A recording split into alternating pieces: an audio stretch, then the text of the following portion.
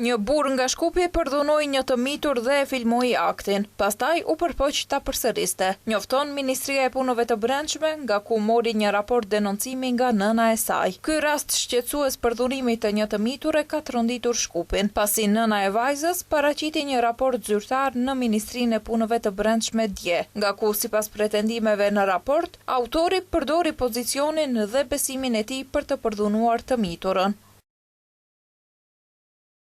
Autori është një burr nga Shkupi I cili përdori pozicionin dhe besimin e tij për të përdhunuar të miturën, duke dokumentuar aktin me një regjistrim video në telefonin e tij celular. Rasti mori pesh shtesë pasi dyshuari, pa asnjë keqardhje u përpoq të kontaktonte përsëri viktimën me qëllim që ta përsëriste krimin.